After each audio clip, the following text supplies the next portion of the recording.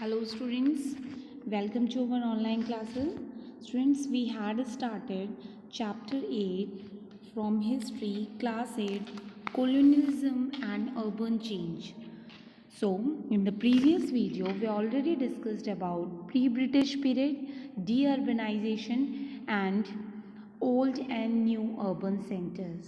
So, in this topic, in today's class, we will continue with this topic, old and new urban centers. So, in old and new urban centers, we discussed about the growth of new towns, the administrative centers, and what are the three main administrative centers: Madras, Bombay, and Calcutta. These are the three main administrative centers. Now, today we will discuss about commercial centers. Commercial centers are those centers where the commercial crops are grown like indigo, sugarcane, and cotton. These were cultivated as important cash crops. These towns were provided with networks of roads, railways, and facilities like centralized marketplace and godowns. Why these facilities are availed to these centers? For development of the trade. That's why the Britishers developed all the facilities in commercial centers. The old town of Mirzapur emerged as important center of cotton trade with Nagpur and Berar, and Banaras, Agra, and Kanpur are also became the swift economic activity. So these are the main commercial centers. After this, we have plant interior cities. Plant interior cities, the cities were different from older cities in respect of area and population, and these are new planned urban cities, and these cities are New Delhi and Chandigarh.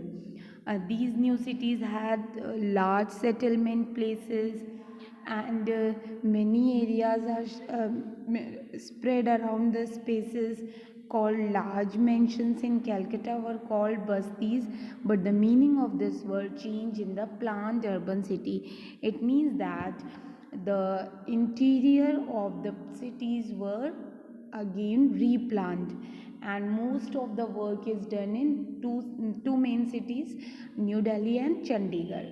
After this, we will discuss about railways industrialization and urbanization.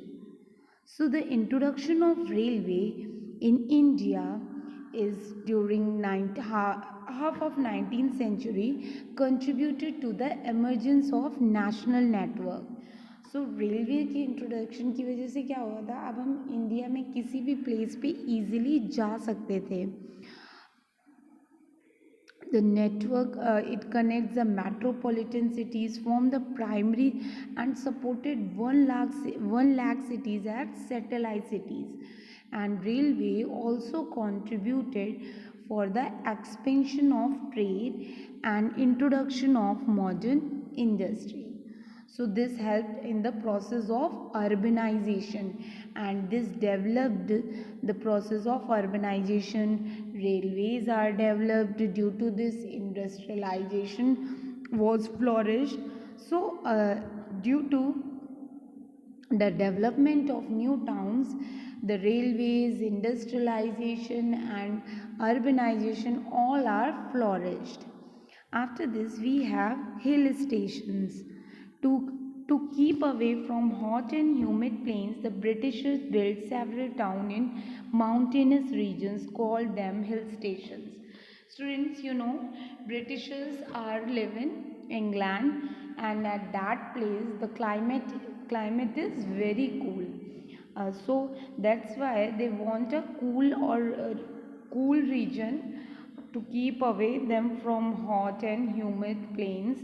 So they build towns in mountainous regions. And what are the names of these towns? Ooty, Mannar, Shimla, Mussoorie, Darjeeling, Mount Abu. And other than hill stations, the plant towns and colonial era saw the formation of cantonment area, cantonment area, and these are also known as civil lines. And these areas were close to the main urban place and built a European plan with wide roads. So actually, Europeans were developed their European urban structure in our country, India. Now we will discuss about the colonial towns, and these colonial towns were different from the traditional towns of India. Now, do you know what are traditional urban centers? Students, the old Indian towns were well defined with compact spaces, and they are enclosed by fort walls and surrounded by deep broad ditch. And most of the old cities were called wall cities. अब old traditional urban centers से हमने बोला colonial towns are different from traditional urban centers. Traditional urban centers have open space, compact spaces. These are enclosed by fort walls. That's why they are called walled cities. The administrative structure was different for rural and urban areas. Now, colonial urban centers were different from the earlier Indian towns, and they were different in following ways. The colonial towns were built over areas which are usually near rivers and other water sources, and the streets were lined with trees and towns and central public roads and markets. So, in colonial towns, these are built along the rivers, near the rivers, and streets जो थी वो lined थी, and town में एक central public road थी और market थी. And also a church and a cemetery were compulsory in each colonial town. Most towns had clubs, gymnasiums, a race course, a golf course. So all these entertainment activities, entertainment sports are available there. The residential quarters were huge house. के house बहुत huge होते थे. They are surrounded with gardens, and also they have servant quarters, and they were called bungalows. All these the colonial centers where they build their houses, they are called as bungalows. And government office, market, clock towers appeared in all the cities. The cantonment was an area designated to the military forces, and it was usually a little away from the main city. So students, in our city Lucknow, we also have a cantonment area which is also known as Cant area. So it is away from the main city, and in Cant area we all know that military forces are living there and all the military activities are done there. Now we will understand about white and black towns. The British built their towns away from old cities.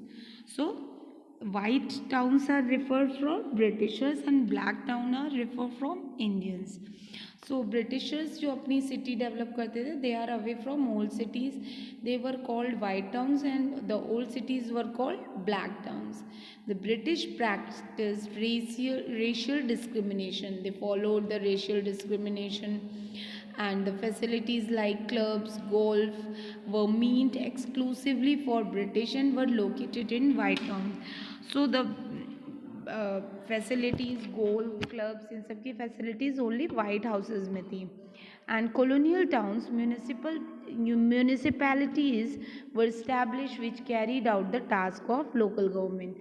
So colonial towns को कौन look after करता था? Local government.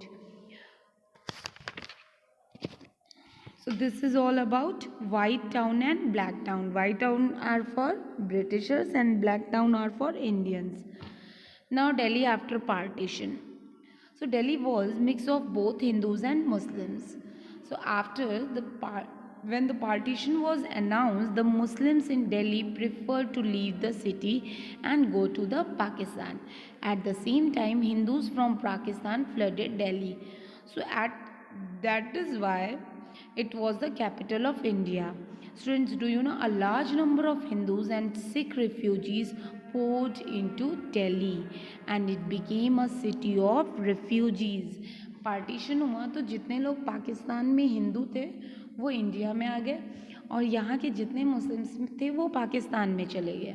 और इसी के साथ साथ बहुत सारे सिख रिफ्यूजीज़ थे जो कि दिल्ली में है। Delhi is the city of tall buildings, flyovers, and big shopping malls. Even today, old and new Delhi exist and flourish independently.